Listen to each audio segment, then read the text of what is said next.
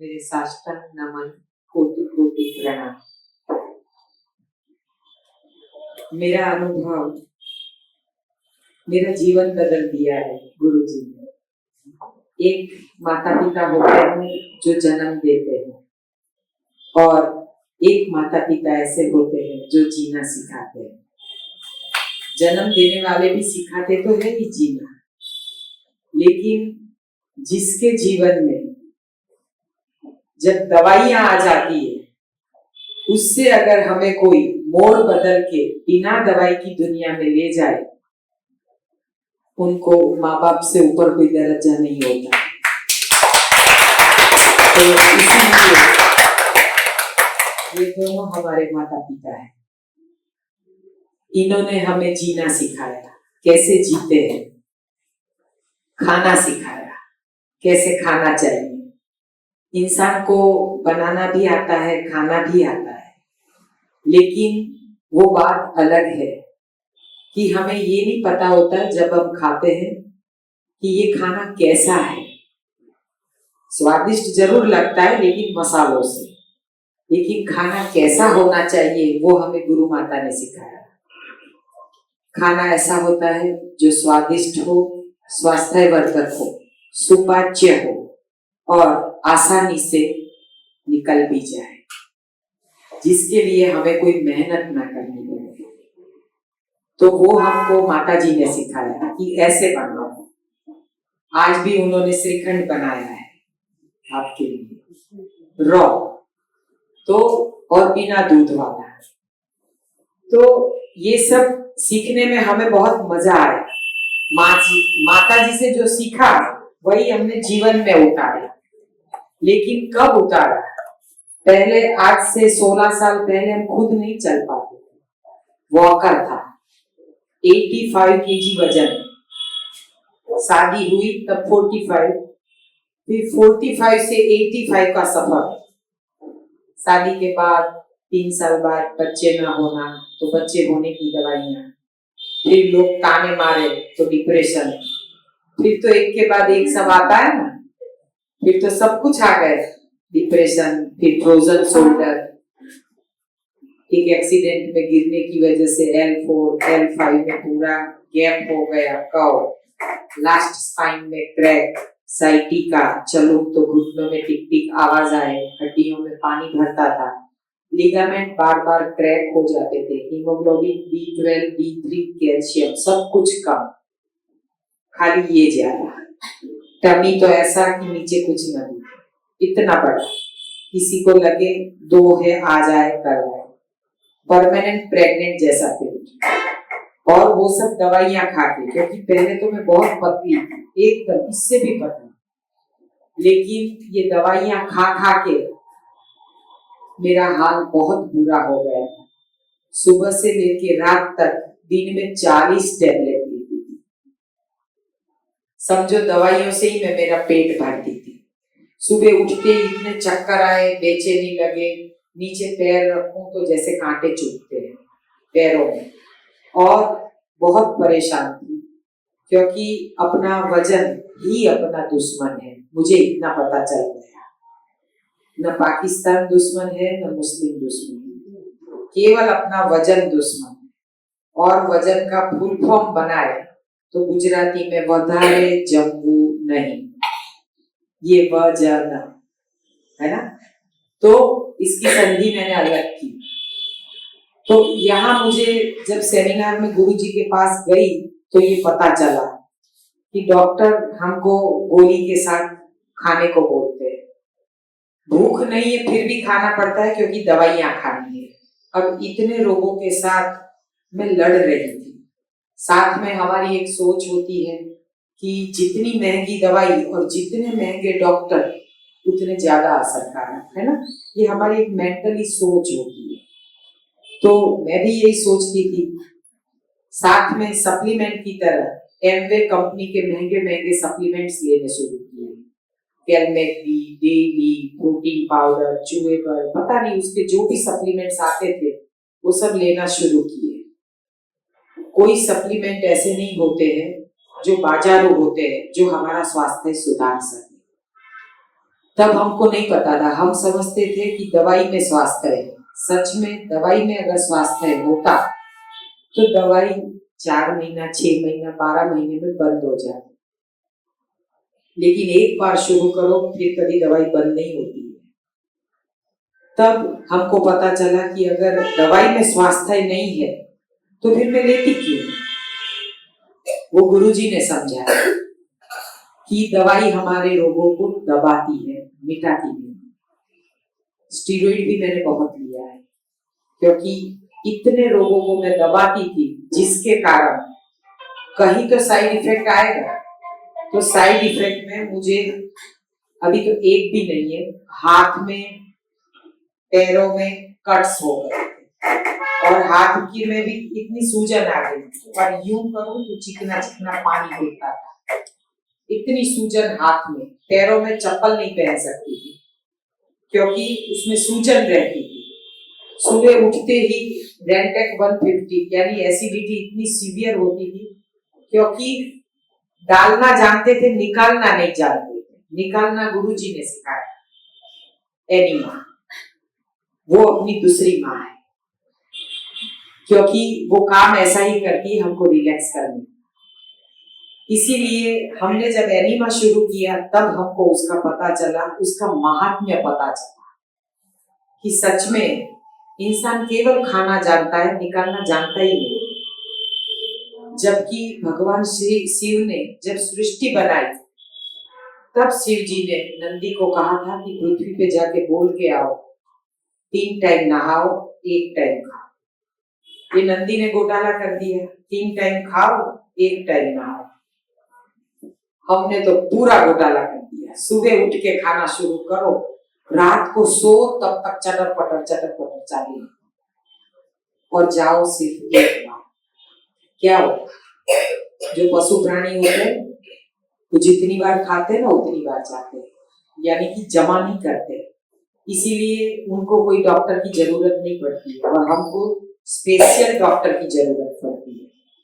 लेकिन multi speciality hospital जाते हैं तो डॉक्टर कैसे बोलते हैं ये टेस्ट करवाओ, वो टेस्ट करवाओ, ये करवाओ, वो करवाओ। लेकिन गुरुजी की यूनिवर्सिटी ऐसी है जहां केवल एक बार जाना है, केवल आपको 10 दिन निकालने हैं, आपका जीवन बदल जाएगा। लोग बोलते हैं हमारे पास वक्त नहीं है। जब एडमिट होना पड़े हॉस्पिटल में तब कहाँ से वक्त आता है? तब तो जॉब में भी छुट्टी रख देते हैं। जॉब चली जाए तो चली जाए, लेकिन हम हॉस्पिटल जरूर जाते हैं और डॉक्टर का कहा सुनते हैं और उसका अनुकरण भी करते हैं। लेकिन फिर भी हमको क्या स्वास्थ्य मिलता है? नहीं, स्वास्थ्य कहीं नहीं मिलता है। स्वास्थ्य खुद को पाना पड़ता है। इसीलिए मैं को भुला के खुद को पाना है और इसीलिए हमको ये सिस्टम अपनाना है। जब मैं सेमिनार में गई तब झोली में गई, डबल बेड की बेडशीट, उसको डबल करके मुझे कुली ने उतारा था ट्रेन से। मैं चल के 85 किलो का बोरा कौन उठाए? 5 जने थे उठाने और ऑटो में सुलाया। जब सेंटर पे पहुंचे वहां कुकवाड़ा जैन देरासर में, तब ऐसे खटिया लगी थी, उसमें वो झोला डाला और झोले में गई थी और डांस करते हुए वापस आई थी। यानी कि केवल 10 दिन का ये गुरुजी जो बता रहे हैं उपवास, सुबह का फास्टिंग, तब गुरुजी ने मुझे पहला शब्द बोला था। हम उनके पास नहीं जा पाए थे, वो इतने सरल है कि वो हमारे पास आए थे क्योंकि मैं तो चल नहीं पाती थी। मुझे संभालने के लिए मेरी बड़ी दीदी और मेरी माता जी, मेरी माँ और मेरी बड़ी बहन जो मेरे साथ मुझे संभालने के लिए आए थे क्योंकि मुझे वॉकर था, वॉकर अब नहीं ले गए थे। बोले हम आपको, क्योंकि वॉकर में भी मेरा बैलेंस नहीं रहता था, चलते चलते डगमग हो जाता था, रोबोट की तरह चलती थी। यहाँ से वहां जाना हो ना तो 10-15 मिनट लगे, खींचो खींचो, पैर मेरे मुड़ते ही नहीं थे। 18 साल पहले मुझे नी रिप्लेसमेंट कहा था, मैंने आज तक नहीं करवाया, कोई जरूरत नहीं पड़ी। उस सेमिनार में गई और वहां से मेरा जीवन बदला। गुरुजी मेरे पास आए। पूरे सफर में मैंने पानी भी नहीं पिया था, क्योंकि सफर करना है और लगे तो कहाँ जाओ, है ना। तो मैंने कुछ भी नहीं लिया। मैंने बोला अहमदाबाद से शताब्दी में मैं वापी टुकवाड़ा पहुंची शाम को, तब तक मैंने कुछ नहीं लिया। मुझे प्यास लगी थी, क्योंकि तब मैं एनिमा नहीं जानती थी। अगर एनिमा लेते हैं तो बड़ी आपको पानी मिल जाता है तो प्यास नहीं लगती है। तब जब टुकवाड़ा पहुंची, गुरुजी मेरे पास आए, तब मुझे प्यास लगी थी। तो मेरी माँ ने मुझे बताया कि पानी दूं क्या। मैंने ऐसा इशारा किया, उसने मुझे बोतल दिया, लेकिन गुरुजी पास में थे और गुरुजी बोले आपका रास्ता केवल एक है, डालना बंद और निकालना शुरू। पहली बार कोई इंसान समझ नहीं पाता है, इतना गहरा शब्द था कि ये समझने वाला आसानी से नहीं समझ पाएगा। निकालना चालू यानी एनीमा, डालना बंद यानी निर्जल उपवास। ये मुझे नहीं पता था, लेकिन उन्होंने एक वाक्य बोला। मैं ओम नमः शिवाय बोल के फिर कुछ मुंह में डालती हूँ। अभी तक मेरा निर्जला ही है, मैंने सुबह से कुछ नहीं डाला। तो जब मुझे कुछ भी मुंह में डालना हो तो मैंने मेरी माँ को पूछा ओम नमः शिवाय। मैंने बोतल खोला और खाली यूं ले गई। और गुरुजी स्वाभाविक बोले, उनको नहीं पता था कि मैं पानी पीने जा रही हूँ, क्योंकि वो खाली ऐसे बोल रहे थे। दूसरा एक वाक्य बोले, पानी भी नहीं। और मैंने बोतल यूं गया और यूं वापस किया और बंद करके रख दिया। आवाज आई जैसे बोतल रखी। गुरुजी ने आंख खोली, देखा, बोले सेमिनार कल से, दूसरे दिन से सेमिनार था, यानी आप पानी पी सकते हो। कल करे सो आज, आज करे सो अभी। जिसने क्षण को पकड़ा वही जीवन जी सकता है। बाकी तो हम हॉस्पिटल की चक्कर काटते हैं, इंसान क्षण को नहीं पकड़ता है। कल करेंगे, परसों करेंगे, अभी शादी है, अभी इसका बर्थडे है, अभी ठंड का मौसम है, बहुत भूख लगती है, कुछ दिन बात करेंगे। वाल्मीकि ऋषि, लुटेरे में से वाल्मीकि ऋषि कब बने? उन्होंने क्षण को पकड़ा। बस मैंने क्षण को पकड़ा कि नहीं, कल नहीं, आज से ही क्यों नहीं। मैंने बोतल बंद करके रख दिया। मैंने बोला कोई बात नहीं, आज से ही नहीं पीना है। वैसे भी मैंने सुबह से कुछ नहीं लिया है। फिर गुरुजी ने एनिमा पॉट दिखाया, बोले इसके साथ उपवास करना है। और मैंने उसी दिन से शुरू कर दिया, सीधा 3.5 दिन का निर्जल उपवास, पानी की बूंद भी नहीं। निर्जला, एक निर्जला उपवास 100 एंटीबायोटिक का बाप है। और इतना कारगर है निर्जला उपवास की पूछो मत। मुझे भी पता था कि भोजन में ताकत नहीं है, निर्जला में विथ एनिमा उसमें ताकत है। जब एनिमा किया तो पहली बार तो कचरा नहीं निकलता है, थोड़ा पानी जाए और निकल जाए, थोड़ा जाए और निकल जाए। लेकिन फिर दूसरे दिन थोड़ा बहुत कचरा निकला। गुरुजी बोले आपको एक ही काम करना है, और इधर क्या काम, भले बाथरूम में बैठे रहो। क्योंकि सेमिनार में 500 लोग थे। पहले तो कोरोना से पहले बहुत लोग आते। गुरुजी का सेमिनार है, खाली आया ना मैसेज, यानी कालू भाई सावलिया जो सेमिनार शुरुआत उन्होंने की, तो वो जब सेमिनार रखे तो 500-600 से कम लोग ना हो, और खुले में, हॉल तो पूरा ही ना पड़े, खुले में। गुरुजी पेड़ के नीचे बैठते थे, ऐसे स्लोप था, और वहां पे सब कुर्सियां और गद्दा डाल के बैठते थे और गुरुजी को सुनते थे। और तब हम गए, तब रूम में भी जगह नहीं थी, तो गुरुजी ने अपना रूम हमको दिया था। वो खुद पेड़ के नीचे सोते थे। और तब अंकुर का सेमिनार था, मोनो डाइट। तभी से हमने सीखा कि मोनो डाइट में कितना पावर होता है। सीधा मास्टर डिग्री है मोनो डाइट, एक ही आहार पे रहना। और फिर 3.5 दिन का निर्जल उपवास। चौथे दिन गुरुजी पास में आए, बैठे, बोले अब इतना सा जूस पी लो। मैंने बोला नहीं, आप बोलोगे तो मैं और खींच लूंगी। बोले इतना बस है, आज पी लो, कल इच्छा हो तो वापस निर्जला कर लेना। ठीक है, आधा गिलास, केवल आधा गिलास जूस दिया, बोले इसको चबा चबा के पियो और इसको पीने में कम से कम 15-20 मिनट करना, यानी सिप सिप चबा चबा के जूस को पियो। भाषा गहरी है, लेकिन जूस को जो हम घट घट पी जाते हैं उसको घूंट घूंट पीना है और फिर सीखा घूंट घूंट पीना। सच में आधे गिलास में मेरा पेट भर गया।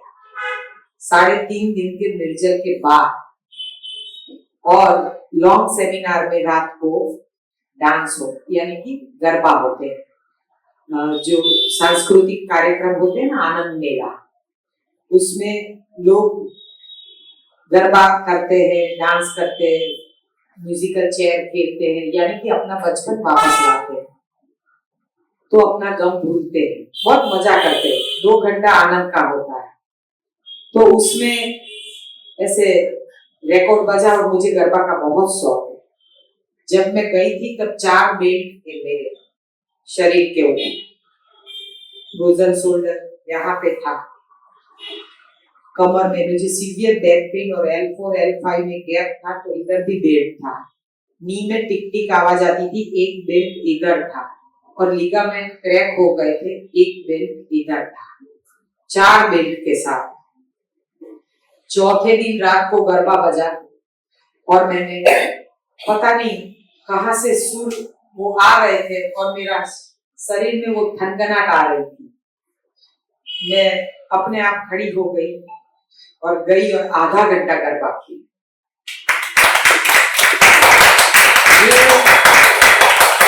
ये निर्जला का परिणाम है।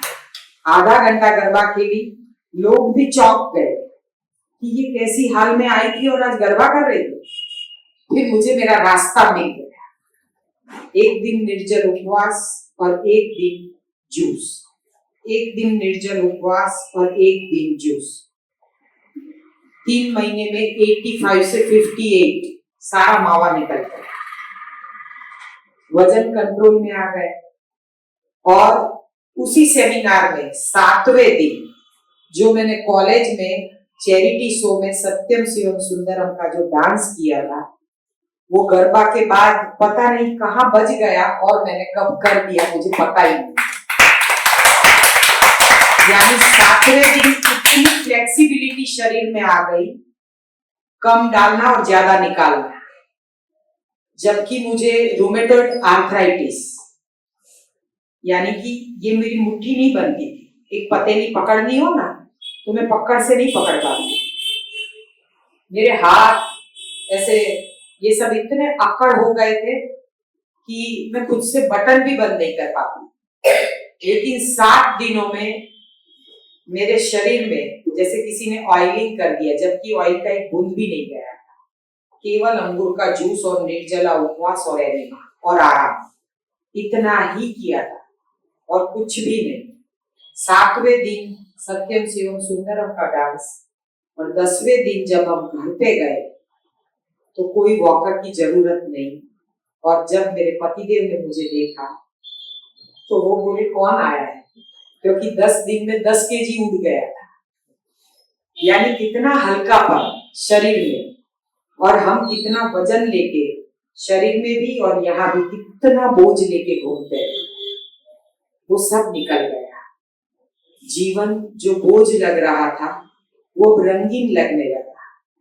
अब लगा कि ये दुनिया ऐसी है कि इसको हम अगर चाहे तो बदल सकते हैं, क्योंकि आज हम देखते हैं हर घर में किसी न किसी पति की दवाई आती है। मैंने भी 5 साल तक बहुत दवाइयां खाई, एलोपैथ, आयुर्वेद, होम्योपैथ, घरगथ्थू नेचुरोपैथ, दोषी वैद्य, बहुत कुछ किया, परिणाम 0। जब तक लो तब तक असर, फिर कुछ भी नहीं। लेकिन जब ये सिस्टम अपनाया, 16 साल हुआ, मेरे घर में एक सिंगल मेडिसिन मिल गई, क्योंकि जिसकी माँ NDS यानी new diet system, natural diet system, माँ होती है, घर की गुरु लक्ष्मी होती है, वो ही परिवार का सबसे बड़ा गुरु और सबसे बड़ा डॉक्टर होती है। वो अगर किचन में क्या बनाना और क्या खिलाना उतना समझ जाए तो परिवार में कभी भी डॉक्टर के पास जाना नहीं पड़ता है। लेडीज जब फ्री होती है तो तरला दलाल के रसोई शो देखती है, और वो रसोई शो देख लिया और उल्टा पुल्टा भोजन बना के खिला दिया तो एसिडिटी, गैस, कब्ज ये सब है। तो तरला दलाल से सीधा सुनील दलाल तक जो बाईपास करता है, वो रास्ता सफर वो घर वाली ही ले जाती है, क्योंकि घर की गृह माता को ही पता नहीं कि क्या खिलाना क्या पिलाना। वो जो खुद खाएगी वो ही खिलाएगी। वो सुबह में चाय और बिस्किट लेगी तो वो बेटे को और बेटी को क्या खिलाएगी? भाई झरना बहन को देख लो, अपने बच्चों को देख लो कैसे पालती है।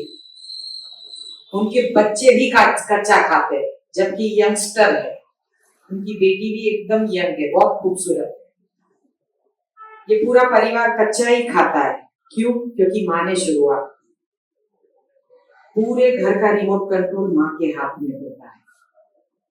हम चाहते हैं ऐसे सेमिनार में लक्ष्मी और नारायण साथ में आए, और जब छुट्टियां हो तब बच्चों के साथ सह परिवार ये सेवा यज्ञ में आए। हम लोग सोचते हैं कि हम क्यों न आउट ऑफ इंडिया या कहीं हिल स्टेशन पे घूमने जाए, लेकिन जाते हैं तो क्या पाते हैं? ऊपर से स्वास्थ्य खराब करके आते हैं और पैसे उड़ा के। और एक 10 डेज के सेमिनार में अगर हम चले जाए अपने परिवार के साथ तो कितना ज्ञान, कितना हम सीख के आते हैं, जबकि हम पिकनिक में कुछ सीख के नहीं आते। केवल मौज, हमको जो मौज लगती है वो सही में मौज नहीं है, क्योंकि वहां पे हम अनजाने में कुछ गलत भी खा लेते और अपना स्वास्थ्य खराब करके आते, फिर आके हॉस्पिटल के चक्कर काटते हैं। इससे अच्छा है कि साल में 2 बार बच्चों को छुट्टियां होती। ये पीछे जो परिवार आया है छोटे छोटे बच्चों के साथ, बड़ा प्यारा परिवार है। सर शायद पुलिस में है ना, हाँ, और ये बच्चे भी एनडीएस करते हैं, इतने छोटे छोटे, और अपने पापा की गलती भी मुझे बोल दी, माता गया है ना। इतने छोटे छोटे लेकिन बहुत प्यारे हैं, सबसे छोटे छोटे साधक हैं। ये परिवार इतना प्यारा परिवार है कि घर में एनडीएस करता है। जब माँ ने किया, पिताजी ने किया, तो बच्चे है ना वो सीख के करने लगते हैं। बच्चों के रोल मॉडल उसके माता पिता दादा दादी होते हैं। लेकिन हम समझते हैं कि बच्चों को तो जो कहे वो करेंगे, नहीं, बच्चे जो देखते हैं ना वो करते हैं। इसीलिए माँ बाप को ये सिस्टम अपनानी पड़ती है।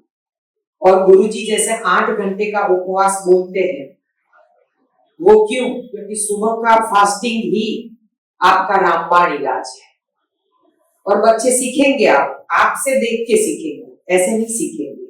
जब आप सुबह का फास्टिंग करोगे तो बच्चे, जब आप चाय की प्याली लेके बैठ जाओगे तो वो पास में आ जाएंगे, मम्मा मुझे भी दो। लेकिन आप ही नहीं लोगे तो वो क्या लेंगे? कुछ भी नहीं। तो बच्चों को सिखाना नहीं पड़ता है, वो अपने आप देख के सीख जाते हैं। मैंने अपने घर में भी ऐसा अनुभव किया है। और परिवार में ये रमन जो अभी आपको जूस परोस रहा था, उसकी छोटी सी गुड़िया 1 साल 2 महीने की है। जन्म से 10 बजे तक कुछ नहीं लेती, खेलती है। उसकी माँ ने प्रेगनेंसी में यही सिस्टम किया था। अभी तक पराई माँ का दूध नहीं चखाया है, बिल्कुल ऑर्गेनिक बच्चा है। 10 बजे ग्रीन जूस पिएगा, 12 बजे फ्रूट खाएगा, और फिर दोपहर को कोई वेजिटेबल का पल्प या ऐसा देंगे, और शाम को एक टाइम भोजन देंगे। सोचो आप, इतनी छोटी सी गुड़िया कभी बीमार नहीं हुई, 1.25 साल भी नहीं हुआ और 4 दाढ़े आ गए, दांत तो ऐसे ही आ गए, कभी बीमार नहीं हुई। पावर जो प्रकृति में है और किसी में नहीं। और माँ ही एक ऐसी है अपने बच्चों के लिए, जो कितनी भी भूल करे ना तो माँ उसको स्वीकार कर लेती है, हंसते हैं। तो प्रकृति अपनी माँ है, और ये प्रकृति का रास्ता है जो हमने अपनाया। सुबह का फास्टिंग ये जब कुछ महीने, एक चातुर्मास जब आप कर लेते हो ना, फिर ये बॉडी क्लॉक ऐसे सेट हो जाती है कि 12 बजे पहले शरीर मानता ही नहीं। हमको शुरुआत में लगता है कि कैसे करेंगे, चाय कैसे छोड़ेंगे। गुरुजी मना करते हैं ये काढ़े के लिए, जो हमने पहले तुलसी सुधा पीना है, बोले इसकी कोई जरूरत नहीं है। लेकिन पब्लिक दुनिया छोड़ देगी लेकिन चाय नहीं छोड़ेगी। उसमें उसके मन में ये होता है कि नहीं, चाय तो मुझे चाहिए ही चाहिए। अरे कितने लोग ऐसे हैं जो बोलते हैं कि आप चाय पीने को मना करते हो ना, तो हम आपके सेमिनार में नहीं आएंगे। फिर हमने ये तुलसी सुधा ढूंढा है कि चलो ना, अगर एक हम इसमें डाल देते हैं, पहले गुरुजी ने मना किया लेकिन हमने थोड़ा इसमें देना शुरू किया, और पहले दिन से 12 बजे तक भूखा नहीं रखा, केवल 10 बजे।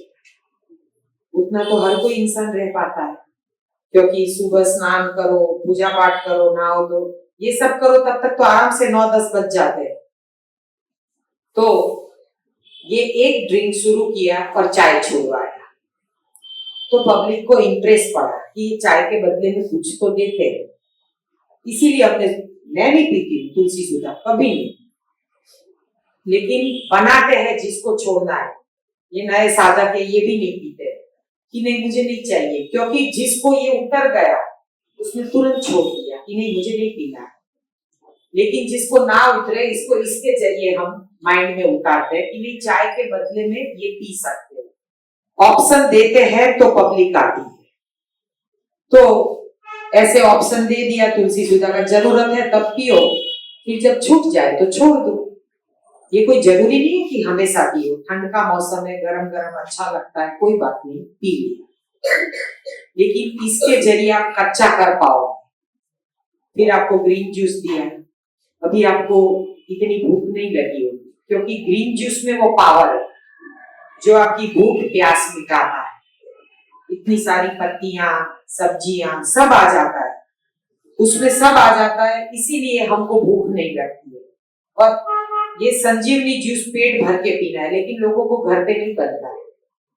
कई लोग कुछ शुरुआत में बनाते हैं और फिर कंटाल जाते, फिर फोन करते हैं ये ग्रीन जूस नहीं बनाएंगे तो नहीं चलेगा। हम बोलते नहीं चलेगा। कई लोग तो ऐसे आते हैं डिवोर्स पेपर लेके आते, बोले ये ग्रीन जूस नहीं बनाएंगे, डिवोर्स लेंगे। मैंने बोला ऐसा क्या है इसमें? रात को आप सारी तैयारी करके एक थैली में सब भर दो और फ्रिज में रख दो, सुबह उठ के सब पानी में डुबा के स्नान करने चले जाओ। कहाँ भारी, खाली सीख जाओ। तैयारी अगर रात को की है तो कोई बोलता हम तो जॉब करते, कैसे कर पाएंगे? करना है वो सब कुछ कर सकता है, खाली सिखाना पड़ता है, माइंड वॉश करना पड़ता है कि ये जरूरी है। जब मिलते हैं पत्ते तब तो करो, जब नहीं मिलता है तो लौकी आंवला पी लो।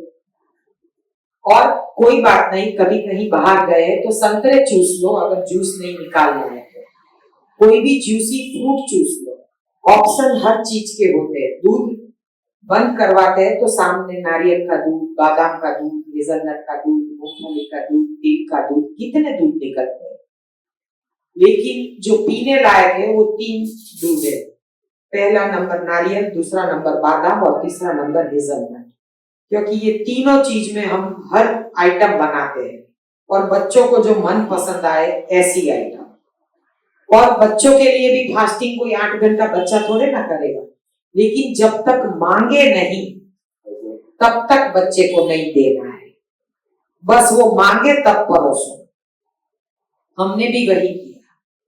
हमने लगातार 60 दिन अंगूर आए थे तो 2 महीना, एक दिन निर्जल उपवास, एक दिन अंगूर का जूस, एक दिन निर्जल उपवास, एक दिन अंगूर। इतनी अंगूर पे हम आ गए थे, क्योंकि एक ही चीज से इंसान ऊब जाता है। इसीलिए, और एक ही चीज जब शरीर में जाती है तो वो अमृत का काम करती है।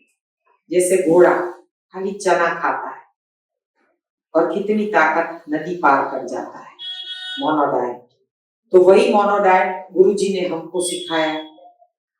संयम मोनोडाइट से आता है, जो पूरे दिन खाओ खाओ होता है, वो संयम आपको मोनोडाइट से आएगा। हम पहले दिन से नहीं कहेंगे कि मोनोडाइट करो, लेकिन साल में एक बार मोनो डाइट 10 दिन या 21 दिन अवश्य करना चाहिए। पूरे साल भर जो गलतियां की है ना वो निकल जाती है। इसीलिए बहुत, और मोनो डाइट कोई भी रोग मिटाता है। अगर ऑर्गेनिक चीज पे मोनो डाइट करते हैं, जैसे अब ऑर्गेनिक अंगूर का सीजन आ गया, आप करोगे कैंसर तक रिवर्स होता है। तो ये सिस्टम में वो पावर है कि जो मुर्दे को खड़ा करता है।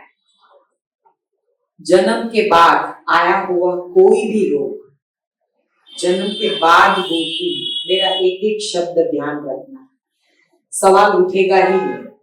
जन्म के बाद आया हुआ कोई भी रोग, गुरुजी जो बताते हैं उस सिस्टम पे अगर आप चल पड़े तो कसम से आपका रोग कभी भी रिवर्स नहीं आए, क्योंकि मेरा कोई भी रोग रिवर्स नहीं आया। जबकि सुबह में उठ के रेंटेक 150 से शुरू होता था और रात को सोने जाऊं तब ट्राइका 0.5 सोने की टैबलेट मुझे खानी पड़ती। मुझे डिप्रेशन भी आ गया था। हम समझते हैं कि विचार यहां से आते हैं, बिल्कुल गलत। विचार यहां से आते हैं। जब यहाँ पे गंदगी है तो यहाँ भी गंदगी है। नेगेटिव थॉट्स, पॉजिटिव थॉट्स तभी आते हैं जब एनिमा से हम, बड़ी और छोटी दोनों आंख, छोटी आंख आहार से साफ होती है और बड़ी आंख एनिमा से साफ होती है। वो दोनों का जब कॉम्बिनेशन करते हैं, आहार प्लस ये एनिमा, तभी हमारा जीवन सरल होता है। और डिप्रेशन तो यूं भाग जाता है। एंजाइटी, डिप्रेशन, ये सब कहां से आता है? क्योंकि यहाँ पे पुराना मल है, वो सभी रोगों की जड़ है जो गुरुजी ने बताया। बस वो निकाल दिया, मेरे सारे रोग चले गए। पहले ही दिन से सेमिनार में जब निर्जल उपवास, तो दवाई कैसे ले ली?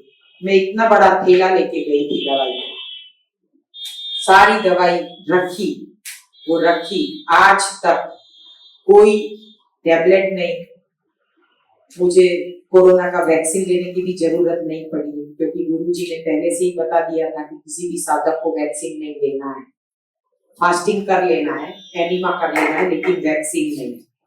तो हम लोगों ने भी कोई वैक्सीन नहीं, और फिर भी बिल्कुल स्वस्थ, और कोरोना ने छुआ भी नहीं है, क्योंकि सुबह का फास्टिंग आज तक कभी नहीं छोड़ा है। उससे ही आपकी ऑटोफैगी सिस्टम एक्टिव होगी। ये साइंस की भाषा में है। ऑटोफैगी यानी स्वयं पोषण की प्रक्रिया। 16 घंटे का इंटरमिटेंट फास्टिंग आज साइंस भी बोलता है, WHO भी कहता है। आप गूगल में सर्च करोगे ऑटोफैगी आ जाएगा। वो भी बताता है 16 घंटे का इंटरमिटेंट फास्टिंग, यानी शाम का भोजन सूर्यास्त से पहले जो भी करो तो बहुत फास्ट रिजल्ट है। सूर्यास्त के बाद सिर दो, पानी के अलावा कुछ भी नहीं। नए नए है तो पपीता वगैरह खा सकते हैं और कुछ भी नहीं, लेकिन आप करके देखो। मेरा नी रिप्लेसमेंट नहीं करवाना पड़ा। हमारे समीर भाई है जो हमारे नए साधक हैं, जिनको बाईपास नहीं करवाना पड़ा। वो डॉक्टर का नाम नहीं लेंगे, लेकिन मैं भी नहीं ले पाऊंगी क्योंकि ये सब YouTube में जाएगा, है ना। तो डॉक्टर नामी डॉक्टर है, और जिन्होंने बाईपास कहा था उनको नहीं करवाना पड़ा। जो उनका हार्ट डैमेज था, केवल 15% उनका हार्ट का पंपिंग था, वो आज 55% है। वो भी काढ़ा पीते हैं और बाईपास के टेबल से उठ के आए हैं, यानी मना करके। उनको इस सिस्टम पे, गुरुजी पे कितना विश्वास, मैं तो उनको सैल्यूट करती हूँ, क्योंकि उनको इस सिस्टम पे इतना भरोसा है और उन्होंने सिस्टम तो अपनाया। हमारे यहाँ 10 डेज वो इधर रहने के लिए आए, क्योंकि वो बोले घर पे नहीं होते। भगवान बुद्ध और महावीर को भी घर छोड़ना पड़ा था, है ना। क्योंकि जब भी हमको कोई भी तप करना है, तो जब भगवान घर छोड़ते हैं तो 10 दिन क्या हम नहीं छोड़ सकते? छोड़ सकते तभी पा सकते, कुछ छोड़ते हैं तो ही बहुत कुछ पा सकते हैं। 10 दिन वो यहाँ रुकने आए और मनोबल इतना मजबूत बना के गए, अभी तक वो कंप्लीट रॉ डाइट थे और उनके रिपोर्ट दिन ब दिन बदलते जा रहे, एक भी टैबलेट नहीं ले रहे हैं। और जो 2 कदम नहीं चल पाते थे वो आज 10 मंजिल सड़सड़ाट चल जाते हैं बिना रुके। तो ये पावर किसका है? ये डाइट का, ये सिस्टम का। सुबह का फास्टिंग भी करते हैं, एनिमा भी करते हैं और ये सिस्टम 100% फॉलो करते हैं। अगर आपको कोई बीमारी है तो सिस्टम को अगर आप 100% फॉलो करते हो तो रिजल्ट 110%। लेकिन 99% करते हो और 1% खाली सुबह में इतना सा चाय पी लेते हो तो रिजल्ट 0। ढूंढते रह जाओगे, नहीं मिलेगा, क्योंकि शरीर में जहर की एक बूंद काफी है रोग को बढ़ाने के लिए। इसीलिए करना है तो 100%, 50-50 में कोई फायदा ही नहीं है। और घर पे आप अगर कर सकते हो तो जरूर चालू तो करो। फिर कहीं ना कहीं गुरुजी के सेमिनार पूरे वर्ल्ड में लगते हैं, पूरे वर्ल्ड में, यूएसए, यूके, सब जगह लगते हैं। आप खाली एक बार उनके सेमिनार में जाके देखो, क्योंकि बिना सेमिनार यहाँ बैठे बैठे आया पिया वाह वाह ये नहीं हो पाता है। घर पे जाके शाम को खुद मांगोगे, लाओ चलो बेटा क्या बनाया है, जरूर मांगोगे, क्योंकि माहौल ऐसा है, हम पे माहौल असर करता है। इसीलिए उस माहौल में जाते हैं, सबकी ऑरा पॉजिटिव होती है, सब ये तप करते हैं तो साथ में हमारा भी हो जाता है। ये तप, सेवा और सुमिरन आधारित त्रिसूत्री साधना है और कोई भी साधना हम अपने घर पे नहीं कर पाएंगे, क्योंकि वहां पे आपको प से जुड़े रिश्ते परेशान करेंगे। पति को पत्नी, पत्नी को पति मना करेंगे, क्यों करते हो, मत करो, क्यों इतने दुबले हो गए, है ना। पति पत्नी, पुत्र पुत्री, परिवार, पड़ोसी, पका हुआ भोजन जो आपको बार बार आपकी तरफ खींचेगा, ये प से जुड़े रिश्ते आपको परेशान करेंगे। और जहां तप करने किसी सेमिनार में चले गए,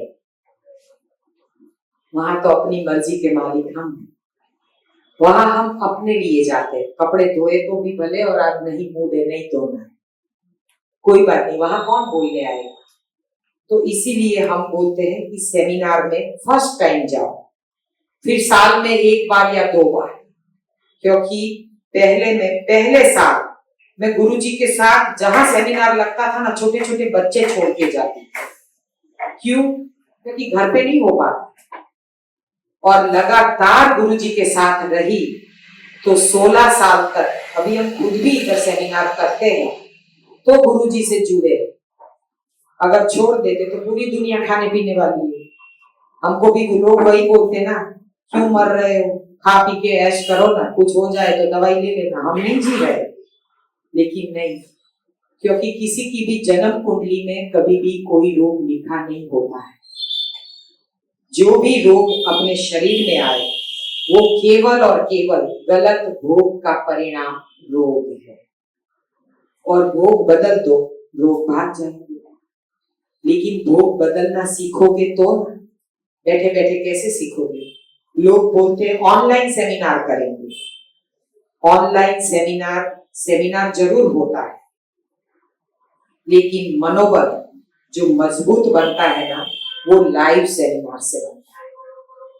ऑनलाइन आज के बच्चे ऑनलाइन प्यार करते हैं। हाँ, मेरे देवर के बेटे ने किया है। ऑनलाइन शादी भी होती है, लेकिन ऑनलाइन बच्चे होते नहीं होते ना। बस वैसा ही ये सेमिनार है। ऑनलाइन सेमिनार होता है, लेकिन रिजल्ट केवल और केवल लाइव सेमिनार होता है। ये मेरा खुद का अनुभव है। मैंने जो भी बताया कुछ बुक का पढ़ा नहीं बताया, केवल मेरे अंदर जो था मेरा अनुभव, और अनुभव से बड़ा कोई गुरु नहीं होता। खुद का स्वानुभव मैंने पाया है, इसीलिए मैंने बताया। और केवल मैंने नहीं पाया, मेरे बच्चों ने, मेरे पति ने। मेरे पति एक अपवाद है, उनको खांसी नहीं मिटती है, बहुत प्रयोग कर लिए, लेकिन वो अपवाद है, उनका स्वभाव ही उनका कारण है। तो उनको ध्यान में मत लेना। बाकी मेरे दो बेटे, जो बचपन में बड़ा बेटा एलर्जेटिक ब्रोंकाइटिस अस्थमा से पीड़ित था 2.5 साल की उम्र में, और उसको 2.25 साल की उम्र में अस्थालिन पंप लिख दिए, क्योंकि मैं उसको हल्दी वाला दूध पिलाती थी। तब मुझे दूध का महात्म्य पता चला कि पराई माँ का दूध और खुद की माँ के दूध में क्या डिफरेंस है। तब हम गुरु जी को नहीं जानते थे, लेकिन एक नेचुरोपैथ डॉक्टर इधर जो वर्दी भाई डॉक्टर है, उनके एक अनुयायी हमारे यहाँ आए थे, उन्होंने हमको दूध बंद करवाया, फिर गुरु जी हमारे जीवन में आए, और तब हमने जाना दूध के बारे में। और वो बेटे को अस्थालिन पंप केवल 2.25 साल की उम्र, मैंने 2.25 साल तक उसको झूले में सुलाया, क्योंकि सीधा सुलाऊं तो ट्रेन जैसा आवाज आता था, ससनी बोलती। और ये स्टेरॉइड पंप के द्वारा अगर उठने से बेटे को मैं दूंगी तो उसके जीन्स में क्या आएगा, क्योंकि वो बेटा आज छोटा है, कल बड़ा होगा, किसी का प्रेमी, किसी का पति, और फिर बाप। ये रोल तो सभी को निभाने हैं जो संसार में आए हैं। तो मैंने भगवान को प्रेयर किया, शिव जी को, कि हे भगवान, मैंने ऐसे क्या पाप किए जो मेरे बेटे को ये रोग आया। तब जब सुबह में सुमिरन में बैठते हैं ना, तब सेवा और सुमिरन यानी ध्यान भी इतना जरूरी है, क्योंकि इंसान का आखिरी गोल प्रभु प्राप्ति होता है, और वो प्रभु प्राप्ति बिना ध्यान के नामुमकिन है। जब अमृत वेला ध्यान में बैठे तो आत्मा से आवाज आई कि गलती भोग की है। जो माँ रक्षक है ना, वो ही माँ भक्षक है, क्योंकि वो अनजाने में गलती से अपने बच्चों को कुछ न कुछ दूध बिस्किट, ब्रेड बिस्किट, पाव बिस्किट, टोस्ट बिस्किट खिला देती है, चॉकलेट खिलाती है, बाहर का खिलाती है, टेट्रा पैक जूस पिलाती है, और सोचती है कि मैंने अच्छा खिला दिया। वही भूल मैंने भी की थी। और वो बेटे को अस्थमा उसकी जन्म कुंडली में नहीं लिखा था, मैंने एक माँ होके मैंने उसको परोसा था, क्योंकि मैं जबरदस्ती, वो दूध नहीं पीता था, बच्चा भगवान का प्रतीक होता है, वो दूध नहीं पीता था, मैं उसको जबरदस्ती नाक दबा के डाल देती थी, 2 पैरों के बीच में दबा के, पानी के टब में बिठा के उसको मैं टॉयज देके उसको दूध पिला देती थी, वो नहीं पीता था, क्योंकि परमात्मा बसते हैं बच्चों के पेट में। कोई भी बच्चा पराई माँ का दूध स्वीकार नहीं करता है, वैसे वो भी नहीं करता था, मैंने उसको जबरदस्ती दे दिया, और फिर उसको कफ बनने लगा, क्योंकि दूध से ही पित्त, कफ और वायु, ये तीनों दोष उसी से प्रदीप्त होते हैं। किसी का इम्बैलेंस ही आपका रोग का कारण। जब लगातार दूध देना, दूध से गैस बनना, और फिर अच्छे से पेट साफ ना होना, फिर वो मर जाएगा कहाँ, चिपक के, वो कब का स्वरूप धारण किया। और फिर हम डॉक्टर के पास ले जाए, डॉक्टर एंटीबायोटिक दे, एंटीबायोटिक से कफ सूख जाए, बार बार एंटीबायोटिक देने से उसके कफ के जाले बन गए लंग्स में। फिर हम जाएंगे आयुर्वेदिक डॉक्टर के पास कि बच्चा एंटीबायोटिक लेने की वजह से चिड़चिड़ करता है, क्योंकि उसका पेट अपसेट हो जाता है एंटीबायोटिक की वजह से, फिर बच्चा माँ को नहीं छोड़ता। फिर हम जाते आयुर्वेदिक डॉक्टर के पास या होम्योपैथ डॉक्टर के पास, वो देंगे कफ पिघलने की दवाई, फिर से कफ शुरू, फिर होम्योपैथ मीठी मीठी गोली वो दिया, लेकिन आहार तो बदला नहीं, तो दवाइयां, डॉक्टर बदले, दवाइयां बदली, पथी बदली, लेकिन रोग तो वही का वही, गया ही नहीं। अस्थमा तो था ही, लेकिन हम यही करते हैं, फाइल बदलते हैं, डॉक्टर बदलते हैं, पति बदलते हैं लेकिन भोजन कोई नहीं बदलता। वो गुरुजी ने सिखाया कि आहार बदलो, जीवन में आहार का आध्यात्म समझो। 2 महीने तक उस छोटे से बच्चे को पकवा आहार दिया ही नहीं, घर में खाना नहीं पकाया, केवल फल फ्रूट वेजिटेबल धो के टीपोई के ऊपर जहां उसके हाथ पहुंचे एक टोकरी में दुपट्टे में लपेट के रख दिया। एक सीपर, एक बोतल, एक गिलास, एक घंटी, जो भी चाहिए ना बच्चा अंदर से लेके आता था। सीपर यानी जूस पीना है संतरे का, गिलास यानी पानी पीना है, मांगे बगैर मत दो। 5 दिन में वो बेटा हमारे साथ बेड पे सोने लगा। 1 हफ्ते के बाद जबरदस्त डायरिया, बिल्कुल कफ जो पिघल के निकला। दूसरे हफ्ते जबरदस्त वॉमिटिंग, तीसरे हफ्ते सर्दी खांसी झाड़ा यानी कि सर्दी खांसी और साथ में डायरिया वॉमिटिंग सब कुछ, और चौथे हफ्ते में जबरदस्त बुखार। बुखार अपना मित्र है, टॉक्सिन जलाने के लिए हम उसको दवा देते, मेटासिन क्रोसिन पैरासिटामोल देते, कभी नहीं दबाना। 3 दिन तक राह देखो वो जलाएगा। और हमने वो जो हमारे घर जो महात्मा बन के आए थे, बुजुर्ग थे, जिन्होंने बोला था 3 दिन हॉस्पिटल मत जाना और कंप्लीट जूस फ्रूट सलाड पे ही रखना, उसको पका हुआ कुछ भी मत देना। और हमने उसको कुछ भी नहीं दिया। 1.5 महीने में स्वस्थ बच्चा हमको वापस मिला। फिर भी हमने 15 दिन वही दिया रॉ डाइट, हंसता खेलता बच्चा। फिर 2 महीने के बाद जो वजन कम हुआ था वो भी आहिस्ता आहिस्ता बढ़ने लगा। आज वही बेटा स्पेन में फुटबॉलर है। अगर मैंने ये बुजुर्ग का कहा नहीं माना होता और उसको पराई माँ का दूध चालू रखा होता तो ये मौसम में तो वो कहीं बैठ के पंप ले रहा होता। लेकिन तब से आज तक परिवार में हमारे यहाँ पराई माँ का दूध खरीदा नहीं जाता है और घर में एक मेटासिन नहीं है। गुरुजी जो भी बोलते हैं ना वो ब्रह्म वाक्य है। उनकी जो बुक्स है, उन्होंने जो लिखा है, उनका एक एक शब्द ताम्र पत्र पे लिखने के लायक है, क्योंकि उनमें उनका अनुभव का निचोड़ है। उनका 32 साल के अनुभव का निचोड़ उन्होंने हमको परोस के दे दिया। हमको तो खाली फॉलो करना है। आप खाली आंख बंद करके फॉलो करोगे ना, आपके जीवन में कसम से एक मेटासिन नहीं आएगी जो मेरे घर में नहीं है, क्योंकि ये मेरा खुद का नहीं, मेरे परिवार का अनुभव है। मेरी माँ लेटेस्ट 86 ईयर ओल्ड, डॉक्टर ने दोबारा बाईपास आज से 14 साल पहले बोला था, अभी तक नहीं करवाया, क्योंकि यहाँ आती है तो पूरा सिस्टम, खाना बनता ही नहीं है, सुबह में क्या खाएगी, कच्चा ही खाना पड़ेगा, हो जाता है सिस्टम। अभी गिर गई थी, बॉल टूट गया था। कंप्लीट रॉ डाइट, नारियल का दूध, यही केला, कंप्लीट रॉ डाइट। 14 दिन में उसका बॉल रिप्लेसमेंट किया, लेकिन खुद चलने लगी। 86 ईयर में इतनी फास्ट रिकवरी, यानी हमने अपने परिवार में, अपने साधकों में इतना परिणाम पाया है, तभी हम इतना बोल सकते हैं। तो एक एक व्यक्ति का अनुभव इधर आप लेने जाओगे ना तो दिन निकल जाएगा। तो गुरु जी के लिए और गुरु माता के लिए जितना कहे उतने शब्द कम पड़े, लेकिन जिन्होंने नया जीवन दिया उनके लिए ये पूरा जीवन हमारा न्यौछा हो गया, क्योंकि हमको जीना सिखाया।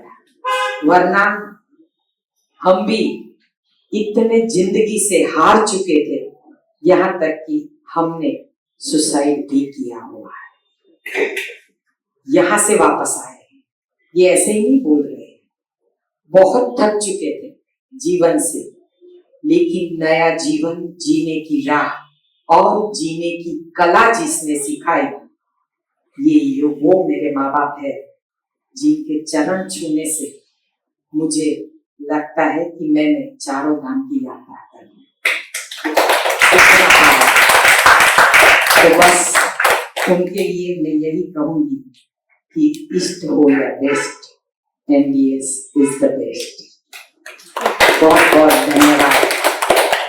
हमसे बोलने में कोई भी भूल हुई हो, हमारे शब्द से आपको कहीं कोई दुख पहुंचा हो, तो हम हृदय से आपकी माफी चाहते हैं। आपका बहुत बहुत धन्यवाद। प्रणाम। हरिओम।